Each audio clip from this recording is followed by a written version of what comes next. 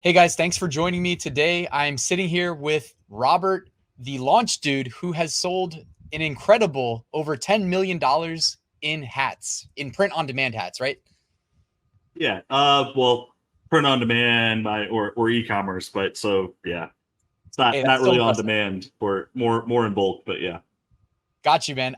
I saw your video titled "I sold over $1 million in hats," and obviously you've it's more than a million at this point. But I've Right. been trying to get you for an interview for a while now. I'm glad we got to sit down and I would love to hear your story. You know what I mean? I love asking people really just how they got started doing what they do, and if you want to take it back to kind of what you told me you were doing 9 to 5 and how you kind of grew out of that job. Yeah, I love that. absolutely.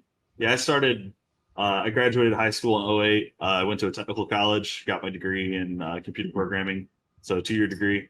And right out of college, my first job working for the Department of Defense for like an Air Force contract, and did software engineering for about 10 years. Um, and towards the end of that, I've worked several different jobs. At the last one, I was on the team that handled fulfilling and shipping out of like hundreds of thousands of medications per day at like a mail order pharmacy. So lots of robotics and automation that goes on there. But seeing the scale and how quickly they could ship out at that many orders per day was just mind blowing. How much money was out there for that type of stuff. And it's the whole insurance and medication industry is buku bucks, but Hmm. after that, that's actually the job I was working at when I started at launch. But I was always doing stuff on the side, whether it be trying to figure out how to get other projects to build like websites or e-commerce stores or something for other people just to bring in a little extra money at home because I was bored. And I always wanted more money to afford more cars because I'm a car nut. I think like as I was starting the business, I think I had like 5 cars. So like Z06 Corvette, like 2 BMWs and a Jeep. Like I'm just an idiot, always overextending my finances. So always looking for more money to afford it. And that's when I started, stumbling through e-commerce for myself. Instead of building someone else's e-commerce store, I was like, well, maybe I should just try doing something myself. And at that time, Teespring was like pretty new and had just come out, and the marketplace wasn't too crazy saturated.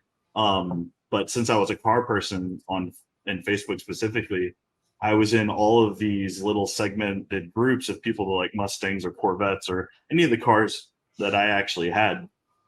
And since I was a member of those groups, I kind of was a great case study for someone that knows what those people like. And I would just go make some shirts with something that resonated with me as someone that owned a BMW that was staying away from trademark issues. I made it a very generic shirt design. And then posted it in the group, made like $2,500 my first 30 days just selling shirts, doing nothing other than creating designs. And that's when I'm like, well, I like hats, but there's no website that I can do the same model and put it on a hat. And that's where I got the idea. And when I first started, I was outsourcing the creation of the hats to someone else, and then got the bright idea to buy my own machine, do it myself to cut them out to save me some money. And so that turned into about 2.5, 3 years of doing a day job as a software engineer to a at night 2 to 3, 4 in the morning stitching hats and sending them out every day from my house. And But can I interrupt and just say, I'm yeah, going to go for it. plug, I love the video you put out where you basically told the story. I believe it's the one that I'm referencing because I think I might have watched a couple of your videos, but you did a Yeah, great job telling the story. So I will link to yeah, that we've at the top of the description. sweet, thanks, man. Yeah, we there's about 3 or 4 videos in there that kind of it rehashes the story kind of a little bit differently. I'm still new to YouTube, and I'm still trying to figure out the best way to tell my story for the algorithm to like it and for people to want to watch it. But hopefully this plug will help with that. But we'll see. But yeah, it's been a journey, man, and we after starting it in the basement and doing that grind for 2 to 3 years, I made the decision in uh, early 2020 to get it out of my house. So COVID had just happened, and there was a lot of places that I saw coming up for rent, and one was really close to my house where there's an insurance agency that just started up. It's a little tiny building, and the price was cheap because he was subleasing it. So it was just the perfect opportunity to get it out of my house and hire a part-time employee to start making hats for me while I was doing my day job. And that was kind of just like a huge explosion moment where I realized how powerful getting help is in the business, and delegating tasks to allow me to focus on sales, marketing, and writing code to grow the business. And since then, it's just been consistent, just explosion of growth. We're at 40 employees now. We have a shirt business and a hat business, 2 separate locations, all running on custom code that I've written myself. The entire operation is running on our own proprietary code that no one else has. That also allows us to do as much as we're doing right now compared to a traditional mom and pop embroidery shop that's trying to process orders. Like, we're all automated. We don't have code. We don't have any paper. We're all computers at every machine, and very, very tech focused here. So that's 30-second overview of where I started, how I started, my background, and kind of where we're at now. Yeah, that's so crazy that you wrote all that. I didn't realize you wrote the whole like infrastructure too, man. You must have went to a good 2-year college. Everything. Well, good jobs, honestly. Like, getting exposed to all of the different. I mean, I've done stuff. I've done helicopter maintenance software. I've done the stuff for the previous job for medication and shipping out medications, and with the robotics and automation and PLC controls and all that good stuff. And then iOS and Android apps. Like, I've wrote phone and mobile apps. Like, the changing jobs every 2 years as a software engineer is really good, because you can get thrown into different industries and different projects that you normally wouldn't have exposure to. And I highly recommend that if you are a programmer, except if you're the ones that work for me, because I want you to work for me for a long time. So don't quit, please, if you're watching this. Well, there's only one of them right now. So, but yeah, it's the experience and being exposed to how the world works as terms of technology has helped me grow this thing as quickly as I have.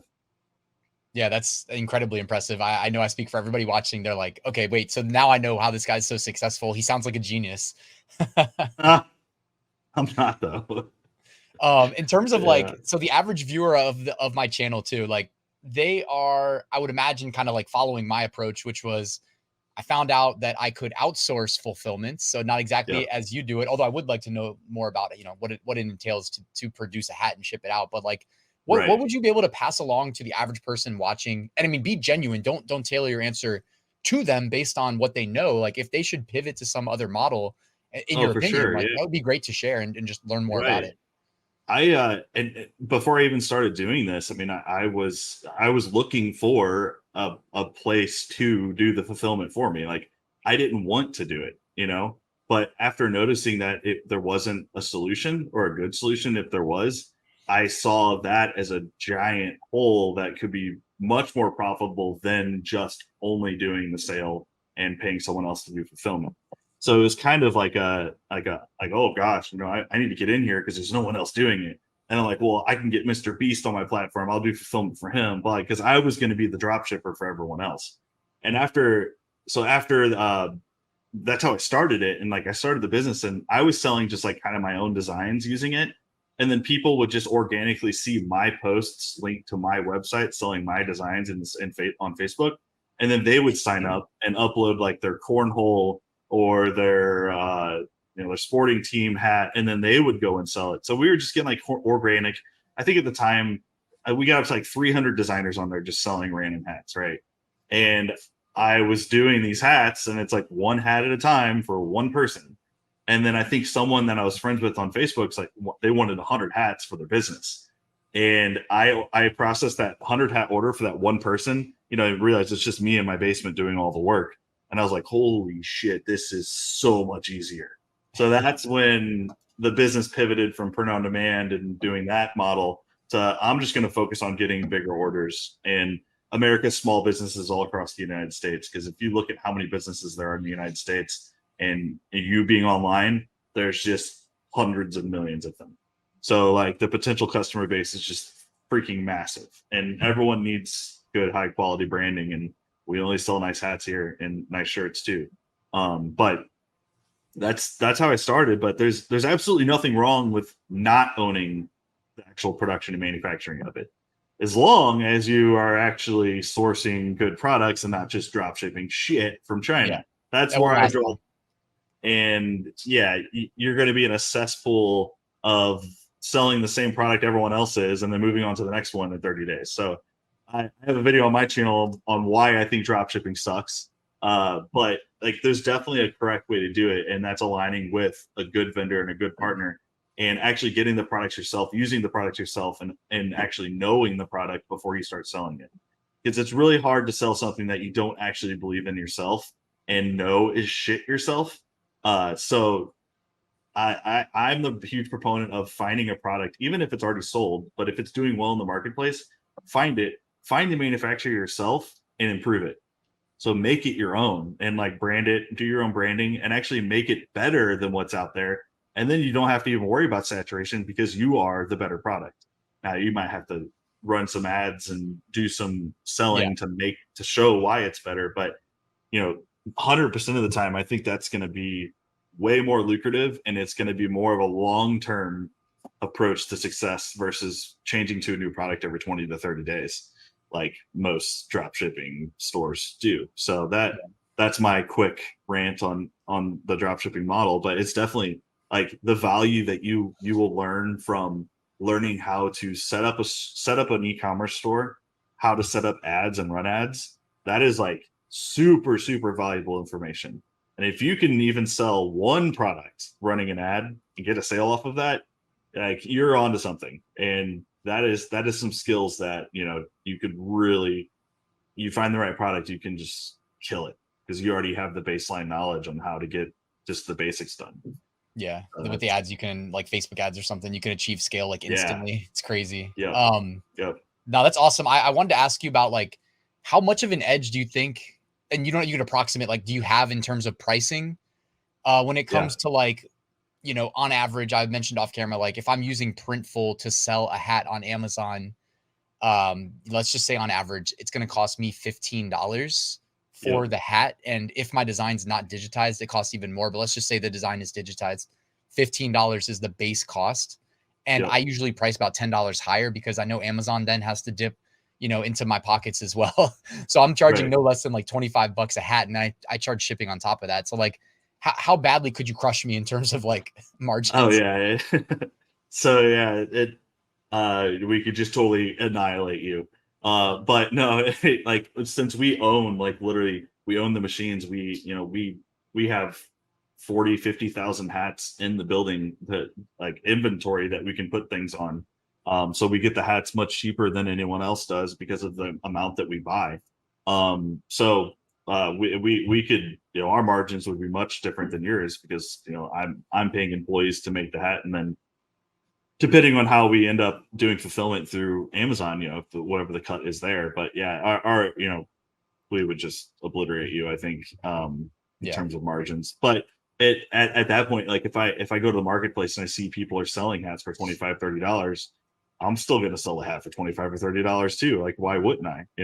Like, I wouldn't go in and undercut you at $15 a hat because it's just stupid. It devalues the product too. So that, yeah.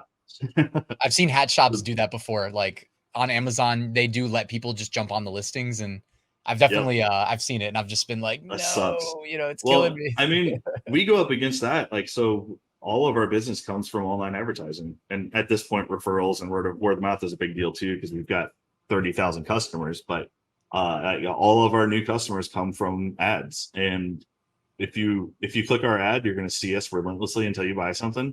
And you still see us after the fact too, but you'll also start seeing the other people that are just completely undercutting us and have like copied our website and, are just saying like unrealistic things like 72-hour turnaround times. And it's like, yeah, that's going to work out real good once the ad starts scaling. But then, they're trying to charge half as much as we are, which we actually had a price increase a couple months ago for the first time, even since COVID. So like, we're not even, we're the cheapest in the terms of how big we are. Like, if you go look at like the Vistaprints or the Custom Ink of the world, we're much cheaper than those guys. But when you look at like a mom and pop shop or like these small guys like under us running ads too in the same space, we're just a little bit more expensive, not a lot. But our process and the amount of automation that's here and how easy it is to get from ordering to getting a custom hat in your hand, it's worth the price. And that's why we stick to our pricing that we did, after this most recent update. And that's why we're so much better than the competition, is because we are literally the easiest, the fastest, and the highest quality place to get hats online. And kind of going back to the subject of relying on someone else to do the fulfillment of that, if we weren't owning the process from start to finish ourselves, I couldn't confidently say that, because I don't know what the third party is sending out. I don't know if the person is actually that happy after they get the product, because I didn't do it. We can always touch base after the fact and get a survey or results like after they receive the product, but it's very scary to know that you're not actually owning the end product that you're selling, especially if you're trying to do this as a long-term thing. Yeah. That's what I think about it. All valid points. Nobody can deny what you just said is true, and plus like, things go out of inventory, and sometimes, it's like, oh yeah. What do you do? What do you do? Of course, like I'm dealing with some of that right now. It just comes with the territory. I offer a bunch of different SKUs, and it's like sometimes there's a new color of something I know is already a bestseller available. I'll add the new color. Next thing you know, that's like the first one out of stock, and so yeah, it comes with its ups and downs. You know what I mean? Doing it my way versus yours. I wanted to ask you, if you don't mind sharing, like, what is it like? I don't need to know like exact details on like how to do your own fulfillment for a hat, but like when you mentioned like of going from like fulfilling one order to an order of 100, like I was also curious, like how much harder is it to do 1 versus 100, or is there like some software based solution or something like that, or just a nice machine based? It's machine, yeah. So, whenever I got that 100 hat order, all I had was a single head embroidery machine, which is literally a machine like that only does one head at a time. And then I'm like, well, if I spend $40,000, I can go get a 6-head embroidery machine, which is 13 feet long. It's got to go in the garage, and it can do 6 hats at a time. So a typical hat, 7,000 to 10,000 stitches, and the machine runs at 700 stitches per minute. It's going to take like 10 minutes per run, and 10 minutes times 100 is a lot of minutes. Now you divide that by 6 because you can do 6 at a time. It frees up a lot of time for me. I can get that order done in a couple hours versus a couple days. So the math really starts to make sense to buy the machine and then start finding those bigger orders, because you can make so much more money with because at that time, it's just me. So my time is worth money, and how can I best utilize my time to make as much of it? And getting the big machine was the answer to that. But also with getting the more orders in the system comes with more having to interact with people, more artwork set up, more designs that need to be done. And you quickly run into a spot where you've got too much work that you can't possibly do yourself.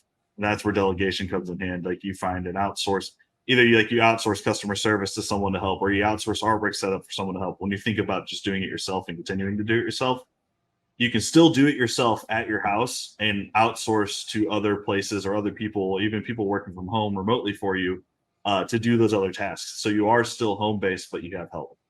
So there's lots of ways to scale beyond just, you're still you in your house doing it in your spare time, but you have help to allow you to scale it beyond just what's possible with one person.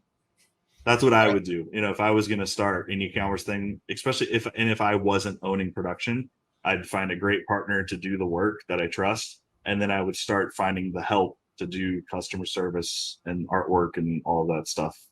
And so I could focus on just the growth and the oversight of all of that to make sure that stuff's going right.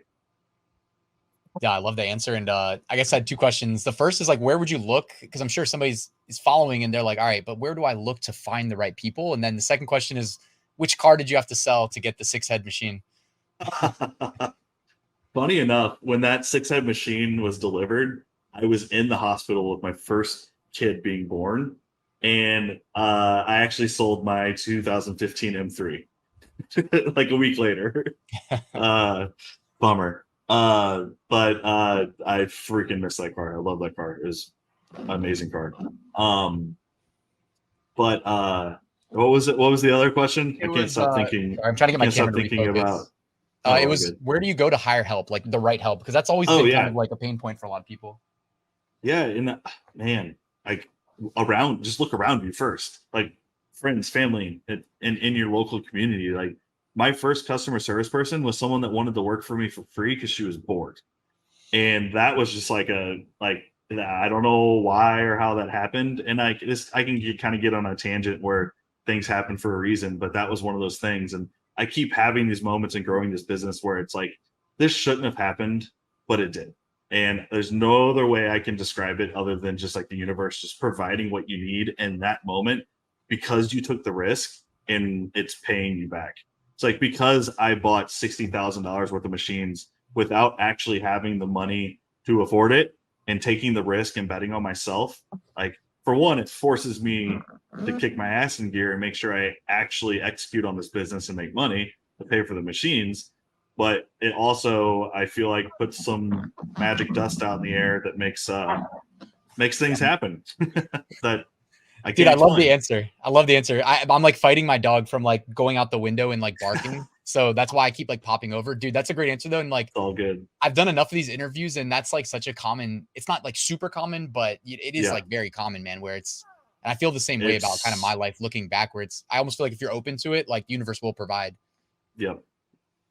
And you put in the work. That's another big thing too. Like, I literally was staying up till 3 or 4 in the morning every night. Like, I'm not bullshitting when I say that. That was what it was. And it was also kind of my fault because of how many freaking cars I had and my, living paycheck to paycheck, making 6 figures as a software engineer probably isn't something I should have been doing. But, I don't, like, that's just how I've always been, overextending and just making more to make ends meet. It's how I live my life and how I always have. I'm not a good person to take financial advice from, but I can tell you how I did it. No, man, your story is super impressive. And while I don't know how many people can relate to being like a super, super like top 1% software engineer, I'm going to just venture a guess that probably encapsulates your ability. And then, Oh no, dude, I'm not good. Oh, come on. I'm not good. No. I always say my coding is like meat and potatoes code. I get around other developers where they're so like, and everyone like in like the coding industry, everyone just makes everything so unnecessarily complicated. Like, all of these freaking language, like packages on top of packages, and like all these JavaScript frameworks, and it's like, dude, like, code has worked completely fine for a long time. This doesn't need to be this complicated. So, like, if you look at my code that's operating our site, it is very basic. And it's actually kind of hard to find someone to help me on it because they're trained in the newer stuff where it's so complicated and it's doing everything for them that the person doesn't even actually know how the code's working. Good point. Like, yeah. So a million frameworks are imported and then it's just like 10 function calls and it's done. And like, I'm the same way, dude, but I was only I was a web developer, paid to be a front end. I could do back end. And like, dude, I would be like interviewing people for the company I worked at. And like, people didn't know like the basics. I'm just like, it just didn't make me feel good. I don't know. The fact that a JavaScript developer now, which that's basically what you are, doesn't know HTML and CSS, and they're using JavaScript frameworks to build front-end web applications, just blows my mind. Like, it's crazy. So we operate C#, and it's like an ASP.NET MVC application. Lots of JavaScript calling controllers that call the database, and it's just that rinse and repeat. So yeah, we can get on that whole subject too. Like, learning how to code is such a valuable thing, and you can do it with just YouTube videos. So valuable, such a valuable skill. I agree, but it's going to send people away from our channels, right? So we got to stay on. We got to stay on point. Right. I was going to ask you, man, like, what can they expect on your channel, right? That's going to be plugged at the top. I might link directly to the video that I think YouTube put on my homepage, which is I'm guessing your most popular with almost 20,000 views. Like, our newer videos are way better than that one though. It's so stressful that we put so much time and effort into the new videos, rehashing the story that's better than that one, and people just keep going back to that one. But maybe the rawness and the badness of the video is what makes people like it better. But no, my channel, I want this to be like, obviously it's going to be entrepreneurial based, but I want to talk about code. I want to talk about why people should code. I want to talk about how I grow my business and I want to be showing people as I'm growing my business how I'm doing it, what's going on, what's stressful. I'm a piece of shit. I'm not some crazy hyper successful guy. I'm still very middle class. We've done $10 million in revenue, but profit wise, I've reinvested it all back in the business. I mean, I make a decent living now. I make a little bit more than I did as a software engineer, but I'm not freaking rolling in the dough, showing all these stacks of cash like all these other $10 million entrepreneurs do on the internet. Like that's not real life. And I want to create a channel that is the real side of the story and real life. And it kind of sucks because that is what's sexy and gets gets views. But I know in the long haul, and the more I do this and the more true I am to it, and the more I share, the audience will grow, and it'll be an audience that actually cares, versus people that are just there to see money, clout, asses, and cars. So that's the audience I want. That's who. And if you're one of those people, I've got a car and a wife and 2 kids and a house and a dog. You got the car. We know that. You got the Lamborghini. I don't. Yeah, I don't got. I don't got the prop money to show you, but I'm going to continue to grow. And the bigger this thing gets, the more doors open, and the more things and opportunities that we're working on. We're in an 8,400 square foot building right now. I'm working on closing on our 64,000 square foot warehouse that we're moving into, and we're looking at how do we start doing fulfillment for like YouTubers, where it's not print on demand, where we're doing more of an inventory base where we're pick, packing, and shipping for them. So the quality is there. And that's a big part with print on demand, is the quality is not there. I could go on a whole tangent about print on demand with shirts and hats, but we'll save that for a different video, I guess. But yeah, there's so much opportunity out there with what we do. And I still think we're very much still at the ground level.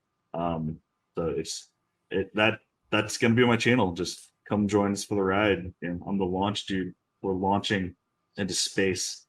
There you go. Hey, that's it's a great pitch. And like the transparency, people tell me they love the transparency. Like, I hope that they love your transparency, but we know it's an uphill fight because people almost don't want to be reminded that when someone sells $10 million of product, that, you know, maybe 5% of it was profit or something like that. And then it was stretched over 5 years. Right. And ultimately it was you don't want to see how much money nobody wants to know. Yeah, you don't want to see how much money we've paid Facebook and Google to make that $10 million. Yeah. It's disgusting how much money they make running ads. Just roll the profits into like Facebook and Meta and Google stock, right? And that's the key right there. Yeah. Align your interests with the interests of the people who really run the world, and then you can't go wrong. Right. Yeah, seriously. Cool. Well, I do appreciate your time. We tried a couple times to get together to do this, and I'm glad we finally got to sit down.